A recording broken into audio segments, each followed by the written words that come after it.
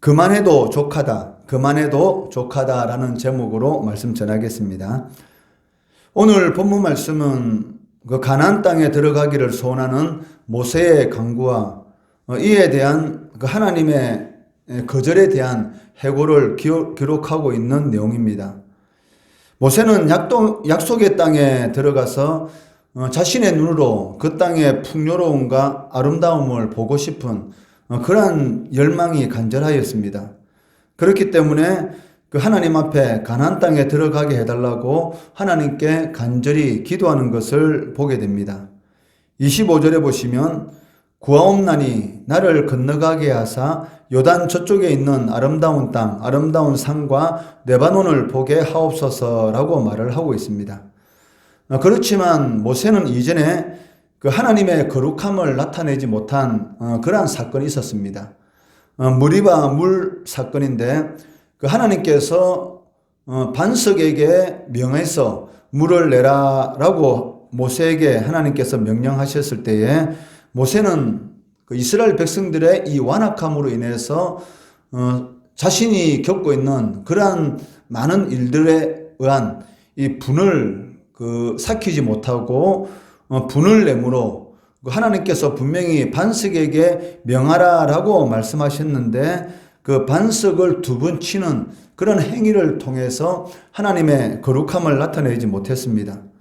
그로 인해서 결국 그 하나님께서는 모세에게 너는 가나안 땅에 들어가지 못할 것이다 라는 그러한 선고를 받게 되었던 것입니다. 이러한 것을 통해서 우리가 알 수 있는 것이 무엇입니까? 성내는 것이 하나님의 의를 이루지 못하느니라 라고 야고보 장로는 기록하고 있는데 성도의 삶 가운데서 순간적인 이 분을 참지 못함으로 인해서 그 하나님의 거룩함을 나타내지 못하는 그러한 일들이 비일비재하게 나타날 수가 있다는 것이죠. 참 사람의 이 성격이라는 것이 참 고치기 힘든 것을 이렇게 볼 수가 있습니다.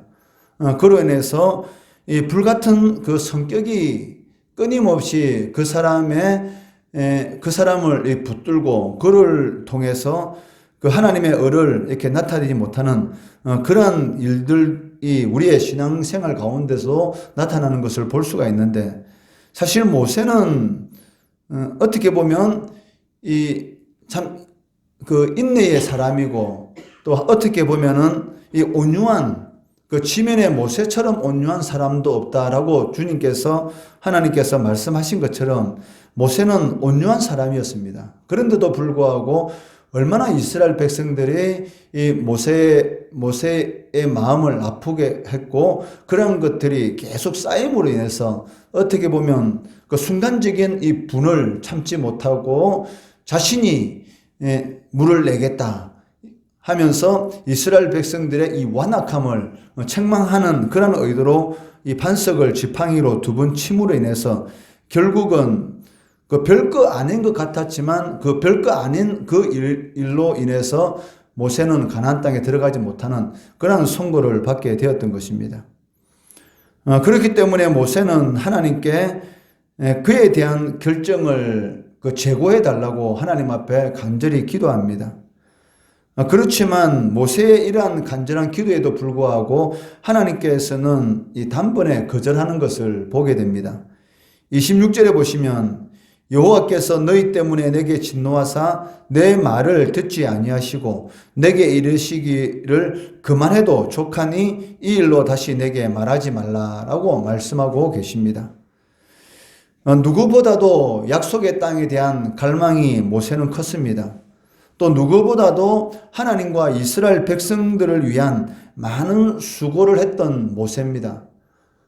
그런 모세의 기도에 대해서 하나님께서 단번에 거절했을 때에 모세의 심정과 또 모세의 입장에서 한번 생각해 본다면 얼마나 이 가슴 아픈 그러한 일이었을까라는 생각을 해봅니다. 만약에 여러분들이 일평생 동안 그 하나님의 교회를 위해서 열심히 수고하고 열심히 노력했는데 너무나 힘든 그런 일을 두고 기도했는데도 불구하고 전혀 거기에 대해서 기도 응답이 없다면 어떻게 하나님께서 나에게 이렇게 대우할 수가 있는가라는 그런 섭섭함, 그런 생각이 들 수도 있을 것입니다. 특히 그 성도들 입장에서는 그런 경우가 많지 않습니까? 일평생 동안 한 교회에서 열심히 교회를 섬겼는데도 불구하고 자신의 섬김에 대해서 목회자가 전혀 알아주지 않고 성도들이 알아주지 않았을 때 거기에 대한 이 섭섭함, 사실 사람에 대한 섭섭함도 어떻게 보면은 이 가슴이 아픈 일인데 하물며 하나님께서 자신이 일평생 동안 원했던 그런 소원이 단번에 이 거절되는 그런 일을 당했을 때 얼마나 마음이 아팠을까라는 그런 생각도 한번 해보게 된다는 것이죠. 지금까지 모세의 기도가 한 번도 하나님 앞에서 거절된 적이 없습니다. 그렇기 때문에 더더욱 이 모세의 가슴은 아팠을 것이다 라고 생각할 수가 있습니다. 그러나 하나님의 뜻에 순종할 수밖에 없었습니다. 하나님의 뜻을 모세가 임의로 바꾸어서 하나님이 들어가지 못하게 한 가나안 땅을 그래도 내가 알아서 들어갈 거야 라고는 할 수가 없지 않겠습니까? 그래서 결국 모세는 하나님의 뜻에 이게 순종하는 것을 보게 됩니다. 여기에서 우리가 알아야 할 것이 있습니다. 우리의 기도가 항상 우리의 소원대로 응답되는 것은 아니라는 것입니다. 모세의 기도가 하나님 앞에 거절되었던 것처럼 우리의 기도에 대한 응답도 우리의 소원과는 정반대의 결과로 나타날 수가 있다는 것입니다. 사도 바울도 마찬가지였지 않습니까? 바울처럼 이 하나님의 일을 위해서 이 수고한 그리고 애쓴 그런 그 사도들도 아마 없을 것이다 라고 말을 할 수가 있을 것입니다.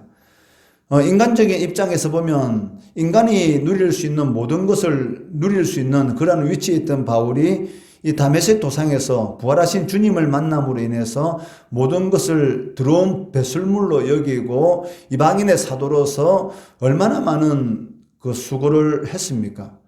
그런 바울 사도가 그 복음을 좀 더 잘 전하기 위해서 자신의 몸에 있는 이 사단의 가시와 같은 그런 질병을 치료해달라고 하나님 앞에 간절히 기도하는데 하나님께서는 그 사도 바울의 기도에 대해서 그 자신이 원하는 이 사단의 이 가시가 사라지는 그런 자신이 원하는 소원과는 정반대의 그런 응답을 해주시는데 그게 무엇입니까? 나에게 이르기를 내 은혜가 내게 족하도다. 그러니까 바울의 입장에서는 그 섭섭하다고 할 수가 있을 것입니다. 하나님, 제가 지금까지 하나님을 위해서 얼마나 열심히 충성 봉사하였고 또 복음을 더 잘 전하기 위해서 이 사단의 가시가 복음을 전하는데 너무나 이 방해되고 장애가 되기 때문에 이 장애 제거해 달라고 하나님 앞에 그렇게 기도하는데 어떻게 나에게 이렇게 응답할 수가 있습니까? 제가 다른 사람의 모든 질병은 그렇게 고칠 수 있는 그런 은사는 주셨으면서 왜 나에게 있는 이 사단의 가시 하나도 제거해 주지 않으십니까? 라는 그런 섭섭한 마음이 들 수도 있을 것입니까? 그렇지만 바울은 뭐라고 고백합니까? 약할 때에 내가 곧 강합니다. 하나님의 내 은혜가 네게 족하도다라는 그 응답을 받았을 때에 그를 통해서 내가 더욱더 하나님을 의지할 수 있구나. 약할 때에 내가 곧 강하구나라는 것을 깨닫는 것을 볼 수가 있습니다. 이것은 우리도 이러한 동일한 상황을 맞을 수가 있다는 것입니다. 실제로 우리의 기도에 대한 응답이 우리의 소원대로 되지 않는 그런 경우를 많이 체험하지 않습니까? 그러나 그럴 때라도 우리는 그 하나님을 원망하거나 하나님께 불평해서는 안 된다는 것입니다.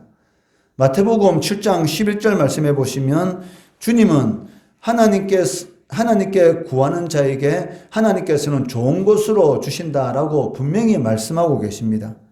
그렇기 때문에 우리는 이러한 주님의 약속을 믿고 우리가 하나님 앞에 간절히 기도할 때에 우리가 원하는 것하고는 다른 방향으로 응답이 주어진다 할지라도 그것이 내게 더 좋고 하나님이 보시기에 합당하기 때문에 그러한 방향으로 기도 응답해 주셨다라고 감사해야 한다는 것이죠.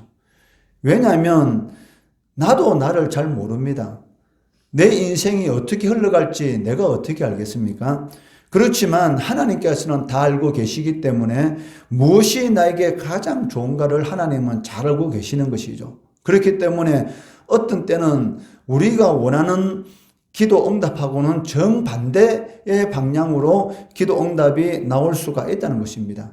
그때에 하나님 어떻게 나에게 이렇게 할 수 있습니까? 라고 대드는 것이 아니라 하나님께서는 나에게 더 좋은 것을 주셨다. 나에게 가장 합당한 것을 주셨다라고 감사할 때에 그를 통해서 하나님의 거룩함을 우리가 나타낼 수가 있고 또 하나님의 은혜를 누리는 그러한 삶을 살아갈 수가 있다는 것입니다. 하나님은 우리가 소원을 아랜다고 항상 그래 줄게라고 대답하지 않는다는 것입니다. 그것은 부모가 자녀의 모든 소원을 들어주지 않는 것과 똑같습니다. 우리가 자녀들을 키울 때에 자녀가 원하는 것을 다 해주는 것은 아닙니다. 부모가 생각하기에 합당하다 싶으면 그것을 들어주는 것이고 만약에 합당하지 않으면 들어주지 않거나 아니면 다른 방향으로 자녀들이 원하는 것을 들어줄 수가 있다는 것이죠. 왜냐하면 부모가 자녀들의 인생을 살아와 봤기 때문에 어떻게 하는 것이 그 나이 때에 가장 좋은 것인가를 부모는 너무나 잘 알고 있기 때문에 자녀가 원하는 것하고는 정반대로 대답을 해줄 때도 있다는 것이죠. 마찬가지로 하나님도 우리의 소원에 대해서 그러한 방향으로 응답해 주실 수가 있기 때문에 어떤 상황 가운데 어떤 방향으로 하나님의 기도 응답이 있다 할지라도 하나님께서는 가장 좋은 곳으로 내게 주셨다라고 하나님 앞에 우리의 입술에 고백을 드릴 때에 그것을 통해서 하나님께서는 영광을 받으신다는 것입니다. 그렇기 때문에 이러한 기도 원리, 오늘 본문에 나오는 이러한 기도 원리를 잘 깨닫고 기도의 결과까지도 하나님께 맡겨야 한다는 것이죠. 구하면 주신다는 것은 다 알고 있습니다. 이것이 기도의 원리입니다. 그런데 기도의 결과는 하나님께 맡기지 않는다는 것이죠. 그러니까 기도의 원리는 알고 있는데 기도의 결과를 맡기지 않는다. 이것은 온전히 기도에 대해서 아는 것이 아니라는 것입니다. 기도의 원리를 알고 있다면 당연히 기도의 결과까지도 하나님께 맡길 수 있는 그러한 신앙이 진정한 신앙, 하나님이 기뻐하는 신앙이다라고 할 수가 있습니다. 이런 기도의 원리를 잘 알고 기도의 결과까지로 맡김으로 하나님의 거룩함을 우리의 삶 가운데서 나타낼 수 있는 성도 되시기를 주의 이름으로 축원합니다.